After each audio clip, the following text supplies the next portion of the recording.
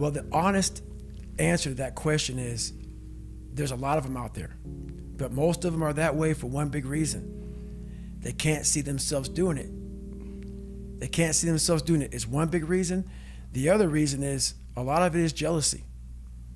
When you set these humongous fucking goals and they see that you're getting at it, let's say, for instance, we have a family. Let's say we're all a big family here. All three of us, all four of us are a big family. And every fucking morning I'm getting up training for a 200-mile run. And you see me get up at 4 o'clock in the morning and all you fuckers are sleeping. And by the time I get done running my 30, I come home just getting up. How are you gonna feel about yourself? A lot of times when you're an overachiever and you have people, that's what I talk about the mediocrity thing. A lot of our family members, a lot of our friends, they're mediocre. There's always those couple of guys who are uncommon, who want to be better. But you make that mediocre motherfucker feel like shit. Yeah. Whether it's your mom, your dad, whoever. You make him feel horrible. I've been there. I'm speaking from experience. When you get somebody around you, man, who's trying to be better and you don't have the drive that they have, it's a constant reminder of how fucked up you are. You have to know that that's what it is. Anybody in your course not saying, man, get after it, brother, I'm so proud of you, they have a problem with themselves. Because all you're trying to do is achieve more. If that's a problem for somebody, you have to look at them and say, man, you really have a fucking problem with yourself, huh? It's much deeper than what you think. Right. It lies deep in your soul. How I was able to fix myself was I saw how ugly I was towards other people who were great. I was able to look back and say, man, you don't hate that motherfucker for any reason because he's great. And you're lazy. You're lazy. He makes you feel like shit every single day. That's where it comes from. You gotta know, you have to know where shit comes from to be able to solve it. I honestly want to be considered one of the hardest men to walk the planet Earth in the history of the world.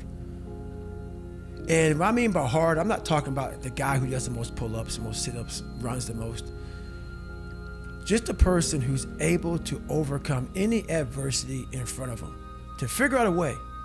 Hardness isn't about all this physical shit, man. Yeah, it helped me get to where I'm at. But all I was doing in the whole process, the process wasn't to be ripped. It wasn't to walk around with my shirt off. That wasn't it. I knew through the physical challenges, through the physical suffering, my mind was getting stronger. I was literally doing that for a reason. I had a weak mind. All the rest just happened to come with it. I was trying to strengthen the mind to handle all the judgment that's passed on me, perceived and not. Sometimes you make it up in your own head. You know, I just want to be able to handle all of that, everything, physical, mental. I want to be perceived as that, like an old school barbarian, an old school guy that's like, God, dog, man, nothing can hurt the guy, which is why the book is titled, Can't Hurt Me. I want people to have that mantra in their life. Take that with you. Take it everywhere you go in life.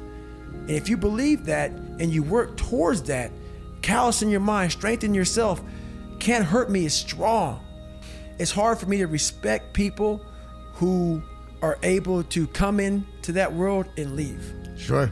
This is a fucking lifestyle, man. Like, and people wonder, why am I not achieving more? It's because all of us, once we achieve something, we celebrate for a long years fucking time. And we wonder, why don't I have drive anymore? Where's it all at? If you don't develop a routine of suffering, and suffering is not like go out and kill yourself every day, it's being uncomfortable. Yeah.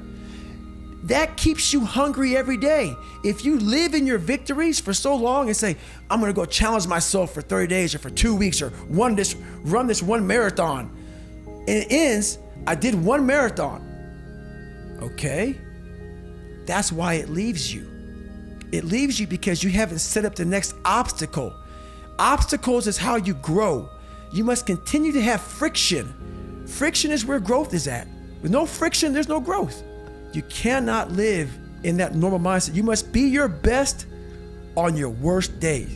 And how you do that is you cannot think of a normal mindset. You cannot have a normal mindset.